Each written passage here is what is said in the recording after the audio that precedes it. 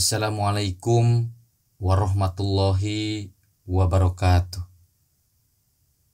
Alhamdulillahirabbil alamin wa bihi nasta'inu ala umuri dunya waddin. Sayyidina Muhammadin wa ala alihi wa ashabihi ajma'in, amma ba'. Ma'asyiral muslimin rahimakumullah.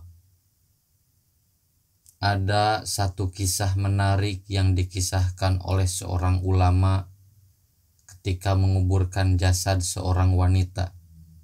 Dan inilah kisahnya. Ma'asyiral muslimin rahimakumullah. Suatu ketika ada seorang wanita solehah meninggal dunia. Kemudian ulama itu bercerita setelah dimandikan, kemudian dikafani, kemudian disolatkan dan dikuburkan. Jadi sebelum orang-orang pulang dari kuburan, mereka tiba-tiba kemudian ada suara yang keluar dari dalam kubur itu. Tapi tidak jelas suaranya seperti apa. Maka orang-orang pun pada ngumpul di kuburan wanita tersebut karena ingin jelas. Sebenarnya ada suara apa dalam kuburan itu? Akhirnya ulama yang ikut ke kuburan itu dipanggil. Ada apa sebenarnya yang terjadi di dalam kuburan itu? Dan ulama itu kembali kemudian meletakkan tangannya di kuburan. Tiba-tiba ada sedikit cahaya yang keluar dari kuburan itu. Kemudian sempat mendengar beberapa ucapan, tapi masih samar-samar. Kemudian ulama itu berdiri dan merasakan seolah-olah ada getaran di dalam bumi itu dan seolah-olah bumi itu meluas. Jadi ulama ini penasaran dan mengatakan kepada jamaah yang hadir di kuburan si wanita itu, "Demi Allah, sesungguhnya wanita ini sedang mendapatkan nikmat kubur, nikmat yang tidak pernah dilihat mata, nikmat yang tidak pernah didengar telinga, dan nikmat yang tidak pernah terlintas di pikiran." Dan akhirnya ulama ini memanggil suami si almarhumah itu dan kemudian ditanya oleh ulama itu, "Apa yang dilakukan istrimu semasa hidupnya?" Maka suaminya mengatakan, "Demi Allah, istriku selama hidupnya tidak pernah meninggalkan sholat 5 waktu. Kemudian kalau di malam hari sebelum tidur dia selalu membaca Al-Quran. Dan dia selalu membaca surat Al-Mulk. Dan dia cinta dengan keluarganya. Suka menyambung silaturahim. Dia juga suka bersedekah kepada fakir miskin." Maka ulama ini mengatakan, "Aku tidak tahu apa yang terjadi di kuburan istrimu. Tetapi ada kemungkinan istrimu mendapatkan nikmat kubur." Kisah ini diceritakan oleh salah satu ulama, akan tetapi tentu bisa jadi kisah ini memang benar-benar terjadi atau tidak. Karena perkara nikmat atau ajab kubur itu perkara gaib. Tapi kita akan ambil ibroh dari kisah ini. Nabi SAW bersabda, "Apabila hamba soleh itu meninggal dunia, maka hamba soleh itu akan ditanya oleh 2 malaikat Munkar dan Nakir, siapa Robmu, siapa nabimu, dan apa agamamu?" Maka Allah Subhanahu wa ta'ala berfirman dalam Al-Quran, orang-orang yang beriman apabila ditanya oleh Munkar dan Nakir pasti akan sanggup menjawab dengan tepat.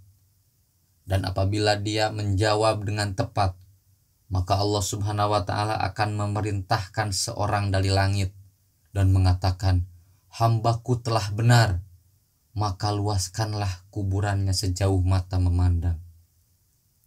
Kemudian bukakanlah pintu surga, hembuskan angin surga ke dalam kuburannya, hantarkan kepadanya pakaian dari sutra dan makanan-makanan surga. Kemudian setelah itu datanglah seseorang yang sangat tampan, kemudian akan berbicara sampai tanpa terasa tiba-tiba kiamat sudah dekat. Maka sebelum kemudian berpisah dengan orang ini, maka sang ahli kubur itu akan mengatakan, "Siapa kamu? Kenapa kamu menemani saya dalam kesendirian ini? Sampai-sampai tidak terasa hari kiamat sudah hampir tiba." Maka seseorang yang sangat tampan itu menjawab, "Ana amalukas soleh." Saya adalah amal solehmu. Artinya bahwa yang menemani manusia di kuburan itu tiada lain dan tiada bukan adalah amal kita sewaktu di dunia. Maka Nabi Shallallahu Alaihi Wasallam mengatakan, mayit itu akan dihantar ke kuburannya dengan keluarganya. Yang pertama meninggalkan si mayit itu hartanya. Kemudian yang kedua keluarganya. Hanya amalannya yang tidak akan meninggalkan dirinya. Itulah amalan yang akan selalu menemani kita di kuburan itu. Jadi semakin banyak amal soleh kita di dunia, maka semakin menyenangkan orang yang akan dijelmakan dari amal soleh kita itu untuk menjadi teman. Sampai tak terasa kiamat sudah mau tiba. Dan wanita dalam kisah tadi, dia itu memang betul-betul suka membaca Al-Quran. Tidak pernah meninggalkan surat Mulk setiap malamnya sebelum dia tidur. Seperti sabda Rasulullah Shallallahu Alaihi Wasallam, ada 3 ayat yang akan menjadi syafaat bagi pembacanya. Salah satunya adalah orang yang membaca surat Al-Mulk. Tabarakalladzi biyadihil mulku wa huwa ala kulli syai'in qadir. Kemudian wanita itu suka bersedekah, membantu orang-orang yang susah. Dan Nabi Shallallahu Alaihi Wasallam mengatakan, barang siapa yang mengeluarkan kesulitan manusia, maka Allah Subhanahu wa Ta'ala akan keluarkan kesulitan dia saat kematiannya. Kemudian wanita itu tidak pernah lepas dari sholat 5 waktu. Dan sholat 5 waktu itu penyelamat dunia kita dan akhirat kita. Makanya ketika Rasulullah Shallallahu Alaihi Wasallam bicara tentang seorang wanita, Rasul mengatakan, apabila seorang wanita menjaga sholat 5 waktunya, menjaga puasa Ramadannya, menjaga kemaluannya, menjaga suaminya, maka silahkan masuk surga dari 8 pintu surga manapun yang Anda sukai. Maka dari sini seseorang harus berbekal sebanyak mungkin dan bekal yang paling baik adalah takwa. Takwa itu pertama takut kepada Allah, beramal dengan apapun yang diperintah Allah Subhanahu wa Ta'ala, dan menjauhi yang dilarang Allah. Kemudian qanaah, yaitu merasa cukup pemberian Allah walaupun pemberiannya tidak banyak, tapi dia merasa cukup. Boleh jadi ini kebaikan bagi dia. Kemudian istiqdad, berusaha untuk mempersiapkan setelah kematiannya. Nabi Shallallahu Alaihi Wasallam bersabda, ada beberapa amalan yang kalau kalian amalkan maka amalan itu akan ikut kalian sampai kuburan. Apa saja amalan itu? Yang pertama, ilmu yang bermanfaat. Kedua, masjid yang dibangunnya.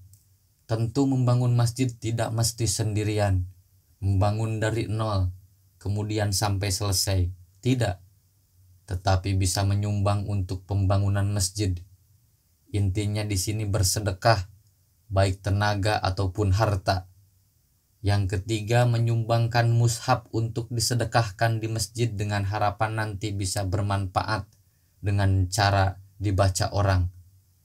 Yang selanjutnya kata Nabi Shallallahu Alaihi Wasallam, sedekah air. Kemudian sedekah dengan membuat rumah singgah untuk siapa saja yang membutuhkan peristirahatan, baik kerabat ataupun keluarga. Dan yang terakhir, anak yang soleh yang mendoakan orang tuanya. Ma'asyiral muslimin rahimakumullah. Kisah tadi menjadi pelajaran bagi kita bahwa kita harus beriman kepada yang gaib, bahwa akan ada sesuatu yang terjadi setelah Anda dikubur. Dan sangat penting bagi kita untuk selalu mengingat kematian, dan kita memohon kepada Allah Subhanahu wa Ta'ala supaya mati dalam keadaan husnul khotimah, Amin. Amin. Wallahu alam. Semoga bermanfaat. Wassalamualaikum warahmatullahi wabarakatuh.